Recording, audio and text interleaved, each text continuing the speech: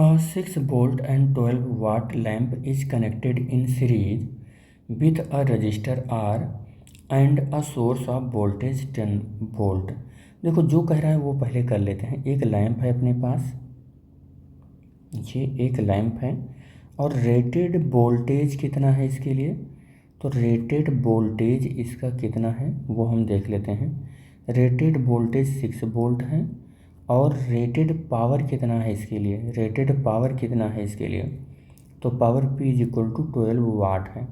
कह रहा है कि ये जो लैंप है, ये लैंप सीरीज में कनेक्टेड है किसी R with the connected in series with the resistance R and source of the voltage, और ये R से कनेक्टेड है सीरीज में, और जो वोल्टेज है इसका वो वोल्टेज कितना है,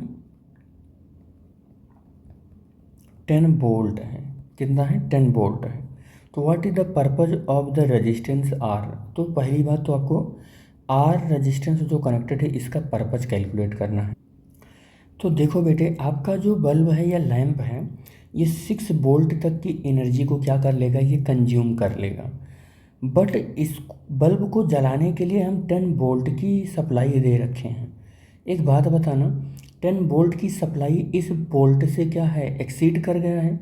अब ये बल्ब क्या होगा, डैमेज हो जाएगा, फ्यूज हो जाएगा। तो अतिरिक्त जो हमने 4 वोल्ट दे रखा है, उस 4 वोल्ट की करंट को, या कह सकते हैं कि उससे बनने वाली जो एनर्जी है उसको कौन कंज्यूम करेगा, वो यही R रेजिस्टेंस का ओम कंज्यूम करेगा। इसका मतलब R रेजिस्टेंस जो लगाया गया है ये इसलिए लगाया गया है कि लैंप के अंदर करंट की वैल्यू को रिड्यूस करे और safe value of the current of a lamp को प्रोवाइड करेगी। यानी कि सेफ वैल्यू को प्रोवाइड करने के लिए, सेफ वैल्यू ऑफ करंट को प्रोवाइड करने के लिए ये रेजिस्टेंस यहाँ पर कनेक्टेड किया गया है। तो फर्स्ट का आंसर तो यही हो गया कि R इसलिए कनेक्ट किया गया है क्योंकि ये 4 वोल्ट का लैंप है और 10 वोल्ट के सोर्स से कनेक्टेड है। तो अगर 10 वोल्ट का सोर्स यहाँ पर करंट को सप्लाई कर देगा तो ये फ्यूज हो जाएगा, डैमेज हो जाएगा।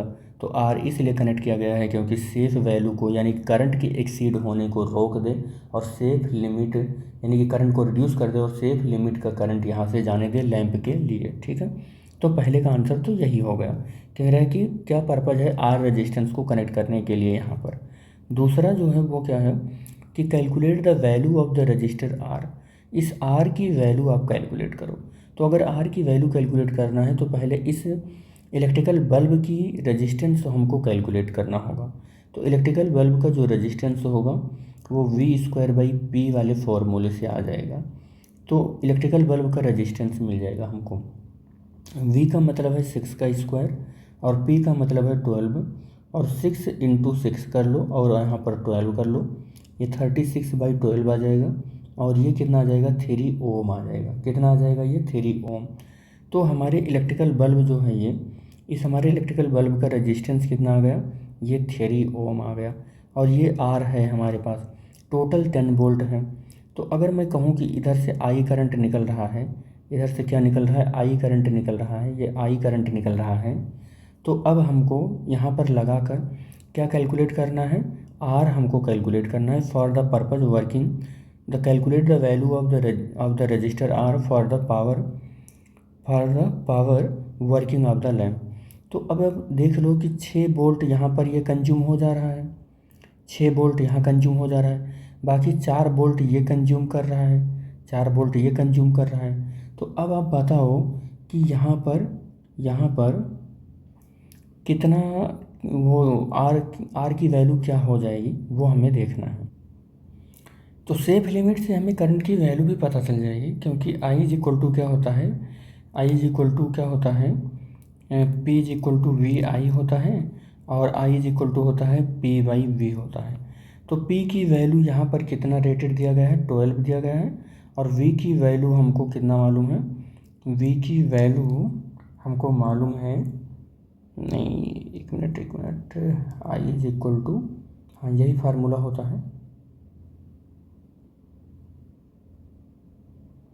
और V की वैल्यू कहाँ गया, ये है ठीक, 6 है।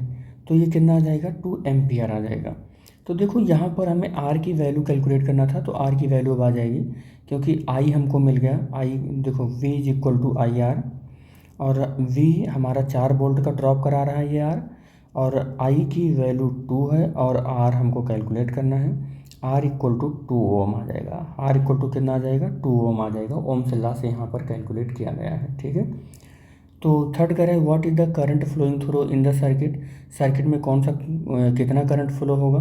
तो वो तो मैंने पहले ही कैलकुलेट कर लिया यहाँ पर 2 एम्पियर, क्योंकि उसके बगैर मैं आर कैलकुलेट ही नहीं कर पा रहा था। तो यहाँ पर आप ऐसा कह सकते हो कि ये थर्ड पॉइंट हो गया, और ये हमारा सेकंड पॉइंट हो गया, ये सेकंड पॉइंट हो गया। इसको यहाँ से हटा दो, ठीक है। तो ये न्यूमेरिकल इस तरीके से सॉल्व हो पाएगा।